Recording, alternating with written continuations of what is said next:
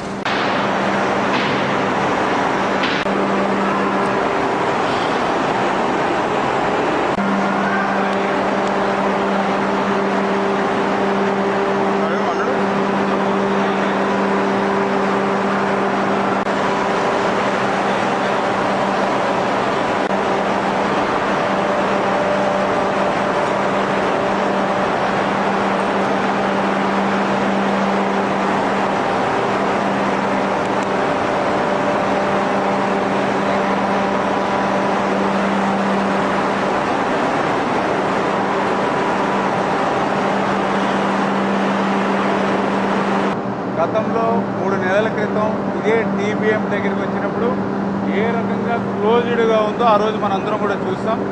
ఈ front side కనీసం గాలి కూడా చొరవకుండా ఉన్నటువంటి స్థితిలో ఆ రోజు చూసాం. 175 మీటర్ల పొడవున 10 మీటర్ల వ్యాసంతో ఉన్నటువంటి ఈ యొక్క టీబీఎంని ఆ రోజు మనందరం కూడా చూసాం. అదేవిధంగా నెల రోజుల క్రితం దీన్ని డిస్మాండిల్ చేయడం కూడా మనం చూసాం. ఈరోజు మళ్ళీ ఆ డిస్మాండిల్ దాదాపుగా 80% అంటే మొత్తం 1900 టన్నులు ఉన్నటువంటి ఈ టీబీఎంని ఇప్పటికే 1500 టన్నుల్ని డిస్మాండిల్ చేసి బయటికి తీసుకెళ్ళడం జరిగింది. ఇంకా 400 టన్నులు ఉంది. అది కూడా కటింగ్ అవ్వకపోతే గ్రానైట్ కట్ చేసేటువంటి డైమండ్ కట్టర్ను కూడా తీసుకొచ్చి ఇప్పుడు పనులు చేస్తూ ఉన్నాం. అంటే ఇంత క్లిష్టమైనటువంటి టీబీఎం ఇందులో చిక్కుకుని ఉండి హైకోర్టులో దీని మీద స్టే ఉంటే గత 5 సంవత్సరాల పాలనలో కనీసం దీన్ని వెలికి తీయకుండా జాతికి అంకితం అంటూ ఎంత మోసం, ఎంత దగ.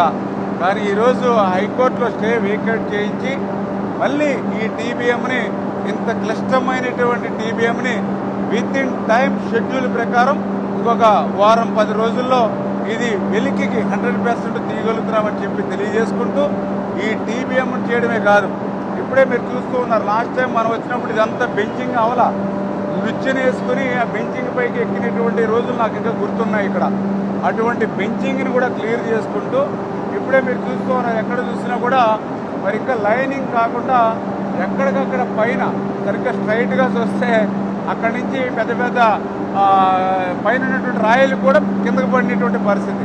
అంటే ఏ మాత్రం రాయి పడినా మన ప్రాణాలు కూడా గాల్లో కలిసిపోయేటువంటి పరిస్థితి. అటువంటి టన్నెల్లో లైనింగ్ ఇప్పుడే చూస్తున్నారు, దగ్గర దగ్గర నాకు తెలిసినప్పుడు 12:30-1 గంట టైం అయింది. అంటే 1 గంట సమయానికి కూడా ఒక పక్కన టీబీఎం పనులు, ఇంకో పక్కన గాండ్రీ ఇప్పుడే చూస్తున్నాం లైనింగ్. ఈవేళ ఇటువంటి గాండ్రీలు 5 గాండ్రీలు పనిచేస్తూ ఉన్నాం అర్ధరాత్రి 1 గంటకి. అంటే ఇలా డే అండ్ నైట్ షిఫ్ట్లు అనేది లేకుండా మరి ఇంత ఏజెన్సీలు, ఇంత అధికారులు ఇంత పర్యవేక్షణ చేసి ఈ 2 ఏళ్లలోనే 3,000 కోట్ల రూపాయలు అమౌంట్లు ఇచ్చి ఇంత పనులు చేసేటువంటి పనులు ఇక్కడ కనిపిస్తూ ఉన్నాయి. ఇంకా ఇప్పటికీ ఇక్కడ లైనింగ్ లేకపోతే ఎట్లా ఉందో మీకు తెలుస్తూ ఉంది. ఈ లైనింగ్ లేకుండా ఇప్పుడే పైనుంచి అండలు పడుతూ ఉంటాయి, రేపు నీళ్ళు వస్తే ఎండ ఆగుతుందా? మొన్ననే మీరు చూశారు శ్రీశైలం లెఫ్ట్కి సంబంధించి టన్నెల్స్ పనులు 9 మంది గల్లంతైనటువంటి పరిస్థితి.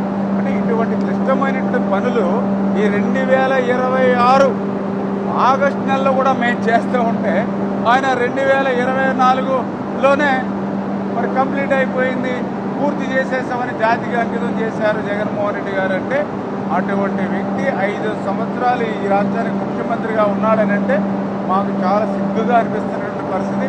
అటువంటి వ్యక్తి ఇంకా ఒక పార్టీకి అధ్యక్షుడిగా ఉన్నాడు అంటే ఇంకా ఎంతమందిని ఇటువంటి అబద్ధాలు, అసత్యాలతో ముంచేస్తాడు అనేటువంటి భయం కూడా మరొక పక్క ఉన్నటువంటి పరిస్థితి.